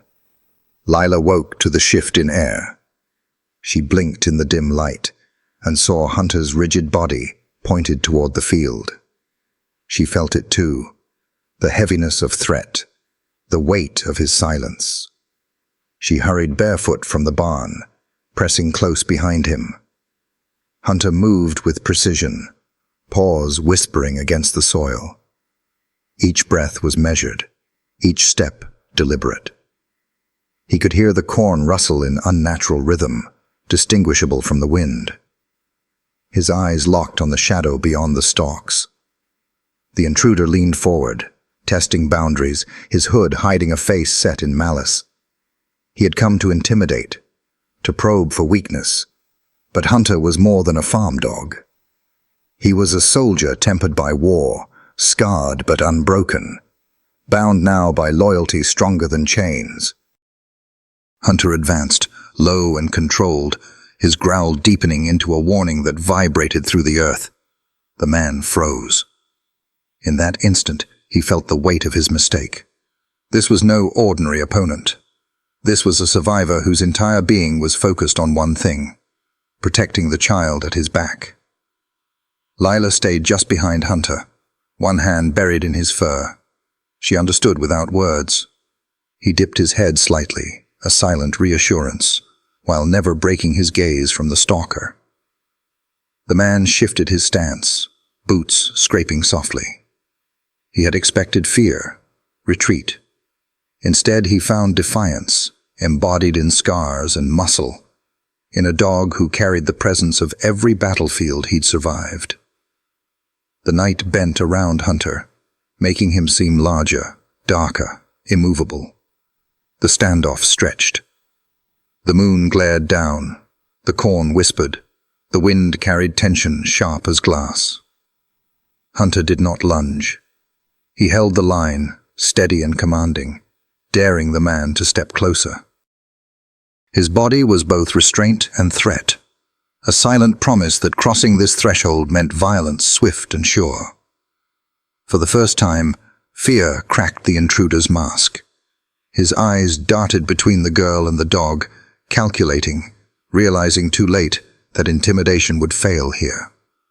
Hunter's presence was enough. Finally, the man retreated, one step, then another, until the shadows swallowed him at the tree line. Only when the night grew still again did Hunter's growl fade into silence. His gaze lingered on the darkness long after the man disappeared. Lila collapsed against him, burying her face in his fur. "You saw him. You kept me safe," she whispered. Hunter pressed his muzzle gently to her cheek. Together they walked back to the barn, girl and guardian moving side by side beneath the moon. Dawn crept over the farm, light spilling pale across the fields. Hunter lay on the porch rug, paws crossed, eyes still scanning. The night's encounter hung in the air like smoke, impossible to ignore. Inside, the Callahan family gathered in the kitchen. Voices were hushed, worry etched into every face. Mrs. Callahan gripped the counter, eyes flicking constantly toward the porch. Maybe we should think about letting him go," she whispered. Fear quivered in her voice. She pictured the intruder returning, pictured blood on straw, pictured her daughter crying over a broken body. Lila stood at once. No. Her small hands pressed to her chest, her jaw firm. She walked to Hunter and laid her palm on his back, feeling the steady heartbeat beneath scars. Without him, we're not safe. He's not just a dog. He's part of us. He protects us. He loves us. Hunter lifted his head at her words, amber eyes meeting hers, tail thumping softly once. Mr. Callahan shifted uneasily. He remembered the sheriff's files. Rex, the military canine deemed unfit, the survivor of bombs and ambushes. He had felt Hunter's vigilance in the night, heard the growl that made even a predator hesitate. Yet practicality gnawed at him. What if the man came back with others? Could Hunter face it alone? Could the family withstand it? Mrs. Callahan's eyes shone with unshed tears. What if something happens to him, or to us? Maybe keeping him here. Stop. Lila's voice cut through, clear and strong. She faced them, her eyes fierce with conviction. You don't understand. He's not just here for intruders. He's here for us. For me. He chose us, and we chose him. If we send him away, we lose more than a dog. We lose our courage. We lose family. Hunter rose quietly and padded to her side, pressing his head into her hand. She leaned down, forehead against his skull, whispering, "You'll never be alone. You're safe. You're ours." Her father studied her face, searching for doubt. He found only certainty. Then Hunter's gaze locked with his, steady, unflinching, filled with a loyalty that needed no words. Something shifted. The lines of worry eased. Mr. Callahan exhaled slowly. "All right," he said. "He stays." Mrs. Callahan's lips trembled. Tears slipped down her cheeks as she whispered, "He's ours. He'll stay." The air lightened, as if the farm itself had breathed in relief. Hunter lowered himself again on the rug, tail sweeping once in acknowledgement. Though scarred and weary, he seemed lighter, freed by their choice. Lila knelt and wrapped her arms around his neck. "I promise," she murmured, her voice muffled against his fur. "No matter what comes, you'll never be left behind. You're safe. Forever." Hunter nudged her gently, pressing close, the warmth of his body steady and sure. The sun climbed higher, laying gold across the fields. The shadows of the night stretched away, but the vow remained. Hunter was home, not because danger had vanished, but because a family had chosen him as much as he had chosen them. He had been a soldier, a survivor, a sentinel.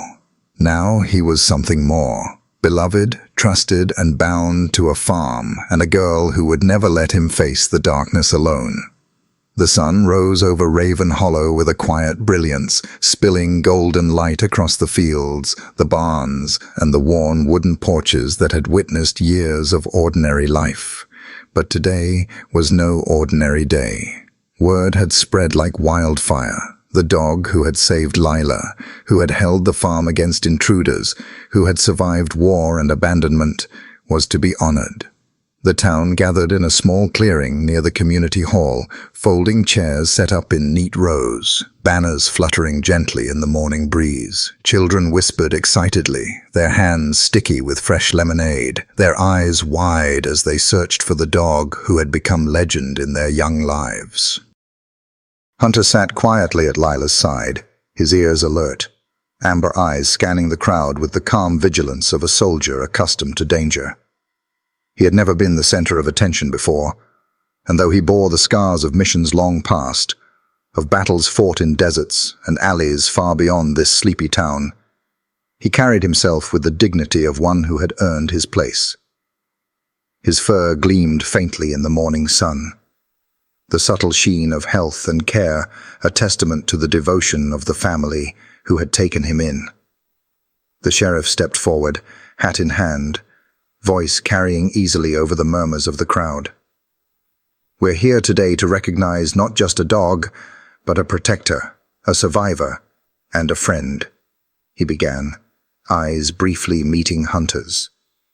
Hunter, or Rex, as some of us remember him, has shown courage that goes beyond instinct. He's saved lives, stood against threats that most of us wouldn't even dare to confront, and reminded us all what loyalty and devotion truly mean. Applause rippled through the gathered townsfolk. Some were neighbors who had watched Lila and Hunter's story unfold from the first night. Others were strangers, drawn by newspaper articles and local radio reports. Everyone had come, drawn by the narrative of a dog whose bravery had transformed a quiet farm into a symbol of courage, resilience, and love. Lila stepped forward, her small hand brushing against Hunter's broad back. "I want everyone to know," she said, voice clear despite her age, "that Hunter isn't just a hero because he protected me or the farm. He's a hero because he's family. He chose to stay, even when danger came back, even when things were scary. And I chose him too. We belong to each other." Her words were simple, heartfelt, carrying the gravity of experiences no child should have had to endure, and the audience listened in respectful silence. Hunter shifted slightly, nudging her hand with his nose as if in quiet affirmation. The crowd couldn't help but notice the unspoken dialogue, the bond that had grown through months of shared trials. There was an almost palpable understanding that what they were witnessing wasn't merely an animal performing heroic deeds, it was a partnership built on trust, on silent promises kept, on a love that had endured fear, uncertainty, and loss. Mayor Thompson approached, a folded certificate in hand, his expression unusually soft. "On behalf of Raven Hollow," he began, voice carrying the pride of a community that had seen its own fears reflected in the shadows of the farm, "we present this recognition to Hunter for bravery, service, and loyalty. You are no longer just a dog who wandered into someone's life. You are a soldier, a guardian, and a part of this town's heart." Hunter's ears twitched at the rustle of paper. He remained composed, the training of countless missions evident in his steady posture, but a subtle wag of his tail betrayed the faintest hint of understanding. He had been called many things over the years: Rex, the useless dog, a survivor. But never this: honored, respected, a hero acknowledged not just for skill, but for heart. Lila's father stepped forward next, hand resting briefly on Hunter's shoulder. "He's always been more than a dog," he said, voice low but firm. "He's reminded us what courage looks like when it's quiet, when it's steadfast, when it doesn't need applause. Today, we honor not just his acts, but the spirit that guided him through every danger and every fear."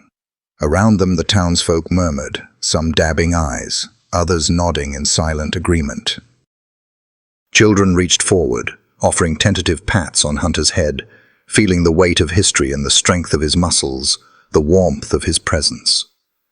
Some adults approached more cautiously, reverently acknowledging the scars that traced across his body, scars not of weakness, but of battles survived and dangers faced head-on. A local reporter snapped photographs, the clicks of her camera punctuating the ceremony. She had followed the story from the beginning. The small girl, the mysterious dog with a past shrouded in shadow, the standoff, the night Hunter had defended the farm.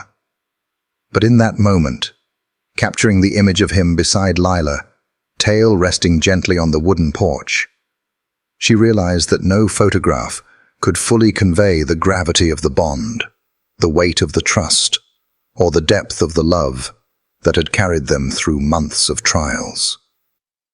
Hunter, sensing the rising energy, shifted closer to Lila. She wrapped an arm around his neck, whispering softly, "You did it. You belong here." He nudged her hand once more, a subtle affirmation, a reassurance that their shared struggles had not been in vain. The recognition of the town, the applause, the certificates, and the cameras, all of it paled in comparison to the quiet, unwavering trust between the girl and the dog who had chosen her. The sheriff stepped back into view, his voice carrying over the dissipating applause. "Let this be a reminder," he said, addressing the gathered townsfolk, "that heroes come in many forms. Some wear uniforms, some carry weapons, but some carry nothing but their heart and their courage." Hunter, and dogs like him, show us what it means to protect without hesitation, to love without condition, and to survive against impossible odds. A hush fell over the clearing, the kind of silence that holds reverence, that acknowledges history being made in ordinary fields and humble porches. Hunter's gaze swept across the crowd, alert yet calm, before settling finally on Lila. Her small hand pressed gently to his muzzle, their eyes meeting. In that gaze was the promise of more days to come, of more protection, more loyalty, more moments that would define what it meant to be a family. The sun climbed higher, casting light across the community hall, the farm, the fields that stretched endlessly beyond. Hunter stood, moving with quiet dignity to receive gentle pats, kind words, and the admiration of people who now understood that this dog, once dismissed, once abandoned, once declared unfit, was not only alive but had earned his place in the hearts of an entire town. And in that moment, amidst the applause, the certificates, the photographs, and the soft murmurs of gratitude, Hunter's eyes found Lila's again. Amber warmth met youthful determination, and the world seemed to settle around them.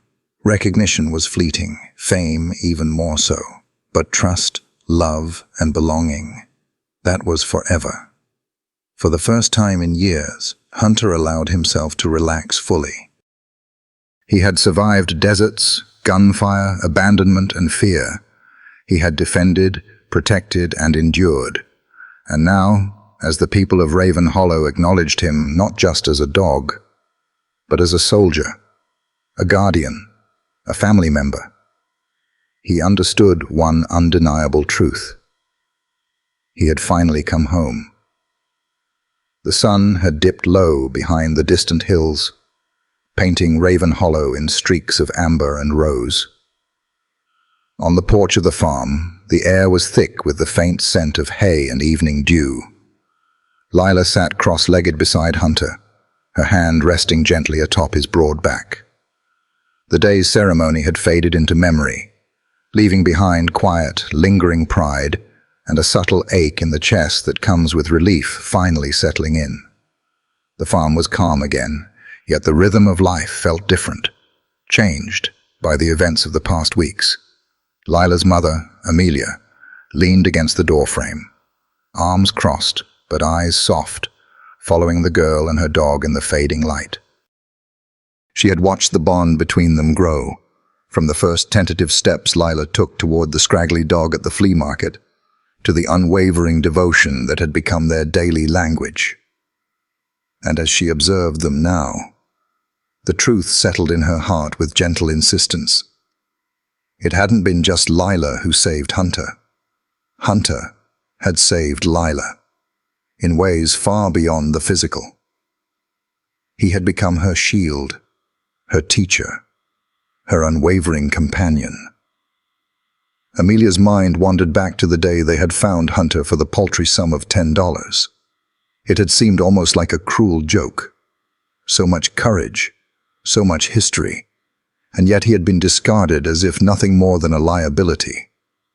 That $10 bill, exchanged in a hasty handshake, had carried the weight of destiny without either party fully realizing it. That simple transaction had set into motion a chain of events that would teach bravery, resilience, and love in its purest form.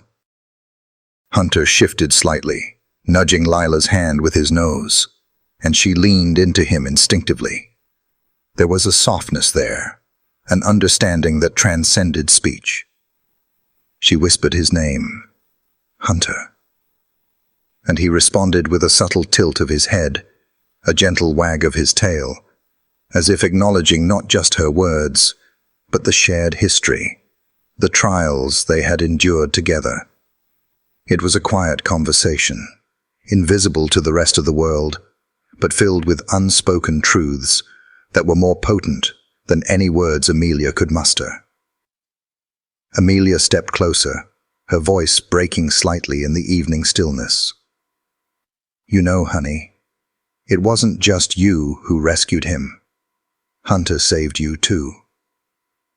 Lila looked up, eyes wide, her small hand tightening on Hunter's fur as she tried to grasp the meaning behind her mother's words. "Saved me. But I fed him. I kept him safe." Her mother shook her head gently, kneeling beside her. "No, sweetheart. You gave him food, shelter, and love. But he gave you courage, patience, and a reminder that fear doesn't have to control us. He stood between danger and you more times than we can count. He taught you resilience in ways that can't be measured." Amelia's gaze drifted to Hunter, who now lay with his head on his paws, amber eyes glinting with quiet awareness, as if he understood every syllable. The wind stirred, carrying the scent of the nearby fields, of hay and earth and life that had been preserved through bravery and trust. Amelia continued, her voice softening, almost as if she were speaking to the night itself. "That $10, it bought more than a dog. It bought protection, companionship, and lessons about courage that neither of us will ever forget. It reminds us that value isn't measured by cost, but by what's given back, by the love, loyalty, and heart that Hunter has shown every day since we brought him home." Lila pressed closer to Hunter, her small arms wrapping around his neck in a gentle embrace. "I didn't know he was Rex back then," she whispered, her voice trembling slightly. "I didn't know about the war, or the missions, or the things he survived, but I knew he needed me. And now I see he needed me too." Hunter's ears flicked in acknowledgement, his eyes meeting hers with a depth of understanding that seemed almost human. In that shared glance, Lila felt the weight of history, the unspoken gratitude, and the mutual rescue that had defined their journey together. Amelia watched them, a lump forming in her throat. She thought of the nights Hunter had spent alert at Lila's bedside, guarding her from unseen threats, of the intruder in the fields and the fearless stand Hunter had taken, of the scars along his flanks that told the story of battles fought in lands far from their quiet farm, each memory layered upon the last, forming a tapestry of courage and loyalty that Amelia realized would shape her daughter for years to come. "Hunter chose you," Amelia murmured, almost to herself, "and you chose him. Together, you faced fear, danger, and loss, and come through it stronger. He wasn't just a dog, he was a teacher, a guardian, and a friend." She reached down to scratch behind his ears, feeling the taut muscle beneath his fur, the scars that bore silent testimony to his resilience. Hunter leaned into her hand, accepting the gesture with quiet grace, his body a bridge between past and present, war and peace, fear and love. Lila tilted her head, her small eyes shining in the twilight. I think we saved each other, Mom. I was scared, but he made me brave, and I hope I made him feel like he belongs somewhere." She pressed her forehead gently to his, feeling the warmth of his breath, the steady rise and fall of his chest. It was a connection that needed no words, a silent affirmation that in each other they had found a home. Amelia smiled, feeling the tension of months melt away in the simple truth of the moment. "Yes," she said softly, "you gave him a home. But he gave you so much more than a home. He gave you the strength to face the world and the courage to trust again. That $10, it didn't just buy a dog. It bought a lifetime of love, loyalty, and lessons that money could never measure." Hunter shifted slightly, resting his head on Lila's lap, his eyes half closed. The lines of his muzzle relaxed for the first time since the shadows of his past had crept into their lives. Lila's fingers combed through his fur, and in the fading light of the evening, the trio, mother, daughter, and dog, sat together, wrapped in a blanket of silence, safety, and understanding. In that quiet moment, the farm seemed to breathe along with them. The fields, the barns, the distant woods, all were witnesses to a story that had begun with $10 but had become something immeasurable. Courage, love, trust, and resilience had been bought and earned in equal measure. And as night fell over Raven Hollow, the last rays of sunlight caressed Hunter's scarred but proud body, reminding them all that survival, loyalty, and love were priceless, and that sometimes a small act of faith could save not just one life, but two. The $10 that had seemed insignificant at the start had rewritten their lives. It had brought a lost soldier home, given a child her courage back, and reminded a mother that true value could never be counted in coins. Hunter, the dog who had endured war, abandonment, and fear, lay peacefully now, having taught them all what it meant to survive, to protect, and to love unconditionally. And in that moment, beneath the darkening sky, with the fields stretching endlessly around them, Lila whispered once more, "You're safe now, Hunter. Always." And Hunter, the soldier, the survivor, the hero, closed his eyes, trusting that he finally was. The night had fallen over Raven Hollow like a soft blanket, drawing a hush across the rolling fields and weathered barns that had been witness to the extraordinary events of the past weeks. Inside the farmhouse, the warmth of the fire painted the walls in golden hues, flickering across the wooden floorboards and casting gentle shadows that danced lazily in the quiet room.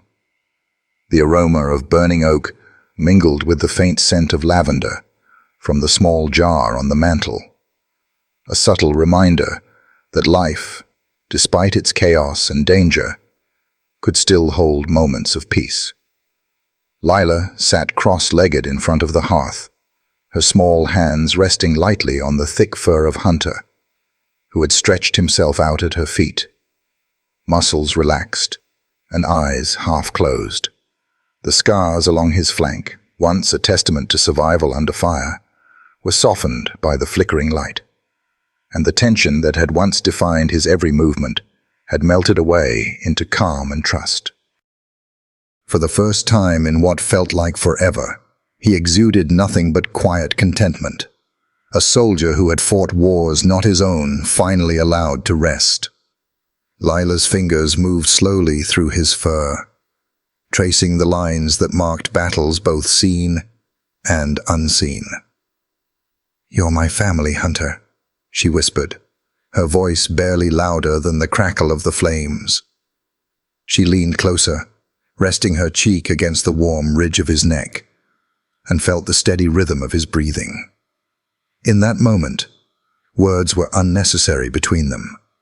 Each sigh, each subtle nudge, each half-lidded gaze spoke volumes of trust, loyalty, and unconditional love. Amelia sat nearby in her rocking chair, watching the pair with a quiet smile, hands folded in her lap. She felt a lump rise in her throat, not one of sorrow, but of gratitude, awe, and relief. The farm had been through turmoil, fear, and confrontation, yet here they were, a family bound not just by blood, but by courage, resilience, and the invisible threads of care that Hunter had helped weave between them. The house, once filled with whispers of uncertainty and shadowed doubts, now carried a steady pulse of warmth, a rhythm set by the silent understanding between child and dog. Hunter lifted his head slightly, amber eyes catching the firelight. A soft whine, barely audible, escaped him, not of fear, but of recognition, of belonging. Lila smiled, her own heart swelling at the sound. I know, she murmured, stroking his ears gently. You've been through so much, but you're home now. You don't have to fight anymore." Her words seemed to hang in the air, tender and deliberate, as if she were carving a promise into the night itself. The fire popped, sending a shower of sparks toward the ceiling. Hunter flinched slightly, but then relaxed when Lila's hand rubbed his head reassuringly. He had endured the chaos of war, the confusion of abandonment, and the fear of being lost. And yet here, at last, there was nothing left for him to fear. The house was safe, the family steadfast, and the girl at his side unwavering in her devotion. All the missions, all the battles, all the pain, none of it mattered anymore. What remained was love, trust, and the quiet security of finally being where he belonged. Amelia cleared her throat softly, careful not to disturb the tender silence. "You know, Hunter," she began, her voice gentle, "it's not just Lila who needed you. You've saved her in ways we can't even measure. You've given her courage when she didn't know she had any, and you've reminded us all what loyalty truly looks like." Hunter's ears twitched in acknowledgement, and his tail thumped softly against the floor, the subtle gesture of a dog who understood praise and affection in equal measure. Lila leaned forward, pressing a kiss to the top of his head. "We've been through so much together," she whispered. "All those times you protected me. I didn't know how much it meant. Now I do. And I promise, you'll never be alone again." Hunter's eyes slowly closed, a gentle surrender to the safety and love that surrounded him. In the glow of the firelight, he seemed to shed the weight of his past, the drills, the missions, the fear, and become simply Hunter, a dog whose sole purpose now was to share life with those who had chosen him, and whom he had chosen in return. The room was silent, but for the fire's gentle murmur, punctuated by the soft sounds of breathing and the occasional shift as Hunter adjusted his weight. Time seemed to stretch, and yet shrink, in the intimacy of the moment. Outside, the wind whispered through the fields, rustling the leaves of the old oaks that had stood sentinel for generations. It was a world that had once seemed threatening, a place that had tested them all, but now it was simply home, safe, forgiving, and full of possibilities. Amelia rose, moving quietly to pour herself a cup of tea. She returned to her chair, the steam rising like delicate fingers above the cup, and watched her daughter and the dog she had purchased for $10, who had turned out to be priceless. She thought of all the dangers they had faced, the intruders, the shadows, the fear. But most of all, she thought of the bond that had formed, unbreakable and pure. It was a bond that could not be bought, forced, or fabricated.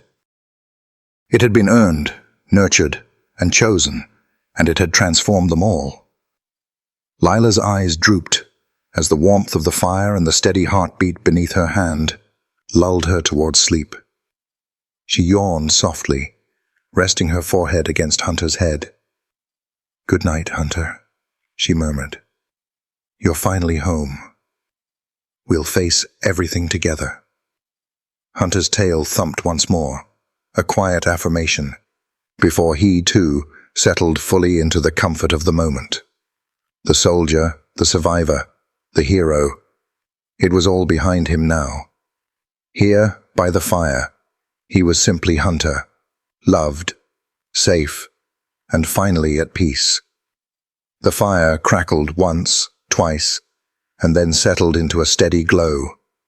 The shadows danced gently across the walls, reflecting the calm and quietude that now defined the farmhouse. Outside, the stars began to prick the night sky, silent witnesses to the end of a long journey and the beginning of a new chapter. A chapter where love, trust, and family would define every day.